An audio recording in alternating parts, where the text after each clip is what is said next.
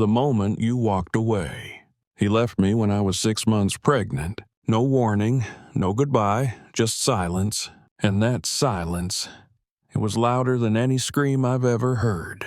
They say love begins in unexpected places. Ours began with champagne glasses and wedding confetti. It was my best friend's wedding.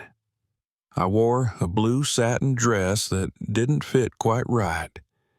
He wore a black suit that clung to his shoulders like it had been made for him. He smiled at me from across the room. I smiled back. That night, he offered to walk me to my car. That night, we talked about everything. Music, regrets, childhood. He told me about the time his father left and how he swore he would never do the same. The irony of that now, it cuts like glass. 2 weeks later, we were inseparable. We had the kind of love that feels like it's burning too fast, too bright. Mornings were coffee in bed and shared Spotify playlists. Nights were tangled limbs and whispered dreams in the dark. He called me his forever, and I believed him. We talked about kids. He used to press his warm hand against my stomach and say, "Someday, someone's gonna grow in there. My nose, your eyes." And I'd laugh, pretending not to blush. I was scared, but it felt right until it didn't. I remember the exact day I found out I was pregnant. 2 pink lines.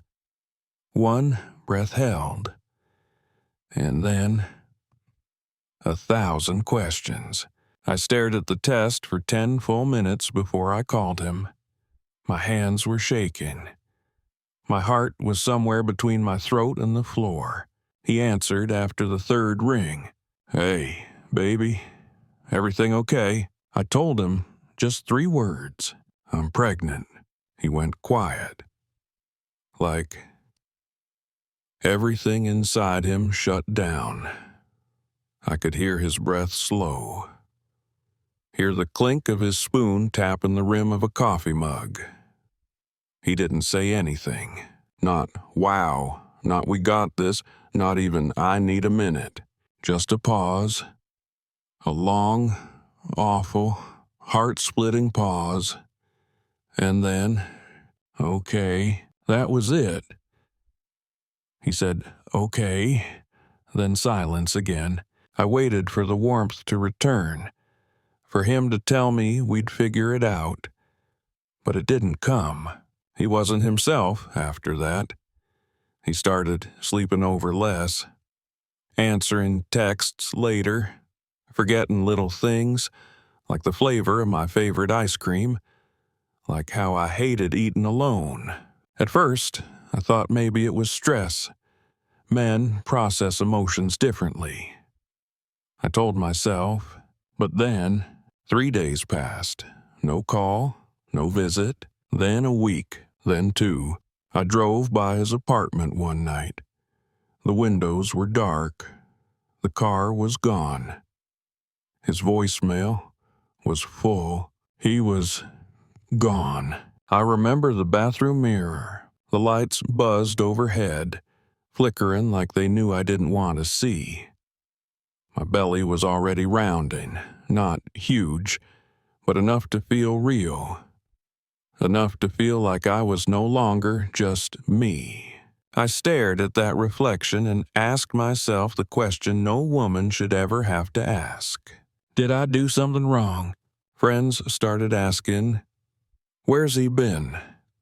Is he excited? Are you two picking out baby names yet?" I smiled, lied. "He's busy with work. He's still processing. He'll come around." But deep down, I knew. I could feel the void he had left, not with a bang, but with a fading heartbeat, a whisper, like he wanted to disappear so slowly I wouldn't notice until I was already alone. Beat, steady voice, beginning to shift from grief to strength. I cried a lot, in the shower, On the floor of the nursery I hadn't finished painting. In the cereal aisle at the grocery store. At 3 a.m. while holding my belly. Whispering to someone I hadn't met yet. I promise, I'm still here. I wanted to scream. To ask the universe why. Why someone who once swore to love me and everything that came from me could vanish like I was a mistake. But the world doesn't answer those questions, it just keeps turning. Then came the message, just one. After weeks of silence, I'm not ready for this. I'm sorry. Just the 12 words. 12 words that shattered everything I thought I knew about love and responsibility. And men who say they'll never be like their fathers. I reread it 20 times, and then I deleted it, because sorry didn't carry groceries with swollen ankles. Sorry didn't hold my hand during ultrasounds. Sorry didn't cry when I heard the heartbeat for the first time. Sorry didn't name our baby. I did. Sorry can't hold me up when I'm too tired to keep standing. It can't rub my aching back. Can't fix the sleepless nights. Can't give me the strength I had to find on my own. Because sorry is easy. But showing up, that's where love lives. And I showed up. I stayed. Not for him. Not even for me. But for the tiny soul growing inside me. I began to speak to my baby every day, every night. You're not unwanted. You're not abandoned. You are loved, deeply, fiercely, unconditionally. I sang lullabies into the dark. I held my stomach like it was the only thing keeping me from falling apart. And maybe it was, because carrying that baby, that life, was the only thing reminding me that I was still alive. Final segment, hopeful, cinematic, emotional closure.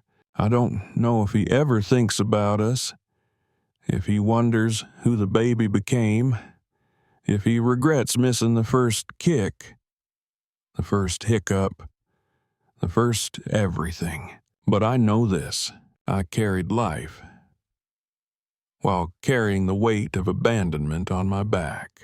I cried, I broke, and then I rose, because love didn't walk away. He did, but I stayed, and this is just the beginning. Because in the next chapter, you'll hear how I gave birth. Alone, but not broken. End of episode 1. Stay tuned for episode 2, The Birth, Alone, but Not Broken.